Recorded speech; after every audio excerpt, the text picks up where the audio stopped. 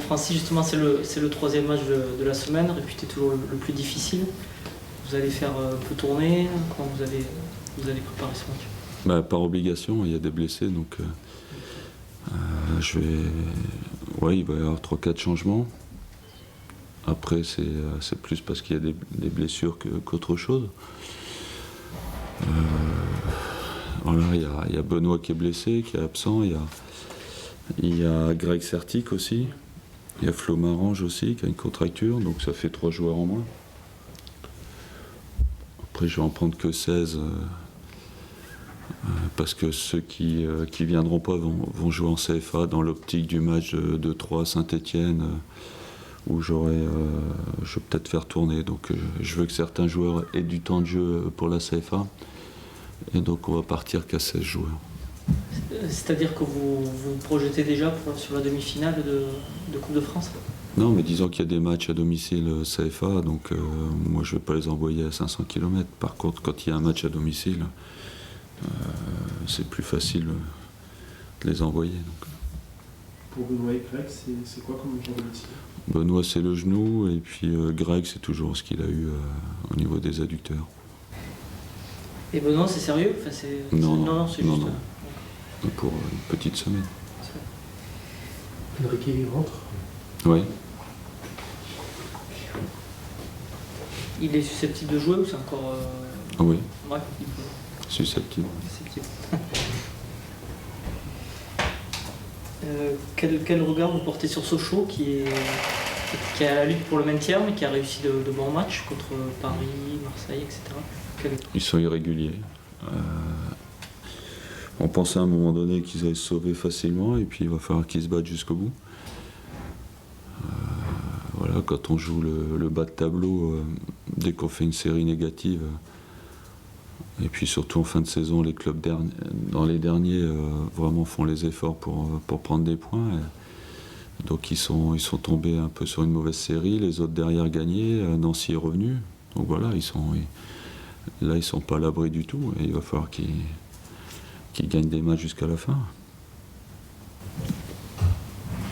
Un mot sur la progression de Cheikh Diabaté, qui est quand même régulier dans la performance. Comment vous avez... Oui, heureusement qu'on l'a. Ouais. Il nous fait du bien. C'est vrai que c'est pratiquement... Il n'y a que lui qui a profité vraiment de l'absence de Gouffran et Jussier. Et qui a profité aussi de la blessure de Roland. Donc moi je dis heureusement qu'il était là parce qu'il nous a quand même... dépanné beaucoup de matchs, il a marqué pas mal de buts. Donc voilà, ça va lui donner de la confiance pour les derniers matchs. Il a progressé, vous trouvez, depuis quelques mois? Je pense que techniquement, dans le jeu de haut but, il a progressé dans ses remises, a pris encore du travail. Mais bon, il est surtout efficace. À Lens, on ne l'avait pas vu d'une heure et il a mis 2 buts au moment où on s'y attend pas. Et voilà, ça c'est quand même la preuve que c'est un buteur. Il n'avait pas beaucoup de temps de jeu, mais à chaque fois qu'il y a du temps de jeu, il arrive à tirer son épingle du jeu. Après, dans le jeu proprement dit, évidemment, il y a encore beaucoup de travail à faire.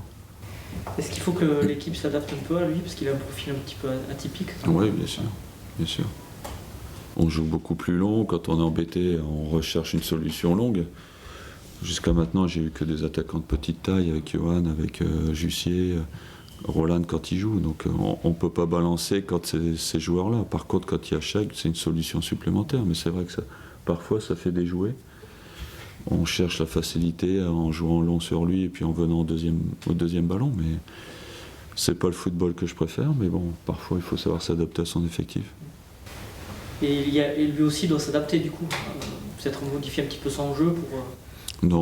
Non, lui je pense qu'il garde ses caractéristiques. Je lui demande d'être devant le but, de rester sur les centres. On a quand même eu beaucoup de centres cette année, et puis pas toujours quelqu'un à la réception. Lui, avec la taille, ça lui permet quand même d'avoir de la facilité pour reprendre les centres. Votre équipe a marqué 7 buts en 2 matchs. C'est le retour de la fraîcheur. Comment vous des entraînements, vous avez beaucoup vous avez eu le temps de le travailler? Ouais, après bon, ça arrive comme ça, on ne sait pas trop pourquoi.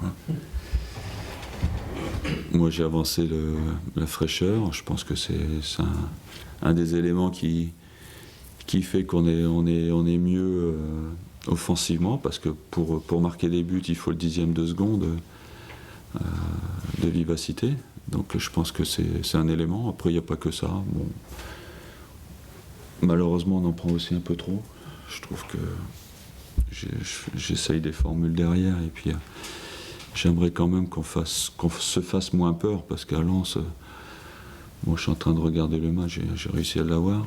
La deuxième mi-temps, elle était bonne, sauf les 5 dernières minutes, où on a tout gâché. Parce que si on gagne 3-1, il n'y a rien à dire, on ne peut même pas dire que Lens avait une chance de gagner. Ils ont eu la première mi-temps, on a eu la deuxième avec 2 buts d'écart. Voilà, ça serait terminé tranquillement. C'est pour ça peut-être qu'ils peuvent avoir des regrets, nous aussi. Moi, c'est plus le regret de se faire peur et de gâcher un petit peu cette deuxième mi-temps qui était quand même pas facile à négocier, qu'on a quand même pas mal négocié. Vous parliez la semaine dernière, dans le match, en tout cas de Lens, de la charnière centrale, offensive. Est-ce que vous avez toujours des interrogations Oui, par rapport à ça? Bien sûr. Quand on prend des buts, on s'interroge toujours. Et le fait que Carlos Henrique réintègre le groupe, ça peut solutionner? Ça peut, j'espère.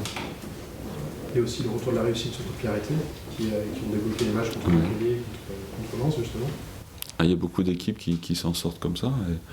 Et nous, depuis un moment, on ne marquait plus. C'est vrai que le premier but nous débloque bien la situation. Aujourd'hui, il y a beaucoup d'équipes qui marquent sur coup de pied arrêté, 1 but sur 2. Nous, on était loin de ce pourcentage.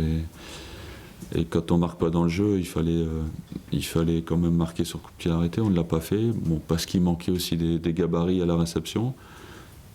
Je pense qu'il faut un bon frappeur et puis des gabarits à la réception. Et malheureusement, avec l'absence de Carlos, on avait quand même du mal à trouver des joueurs de grande taille.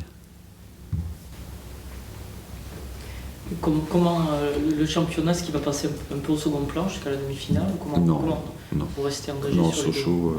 Sochaux-Reims, on va essayer de prendre un maximum de points et puis après on fera un point. Mais si jamais on prenait 6 points là, sur les 2 prochains matchs, je pense que ça peut se relancer au niveau du classement.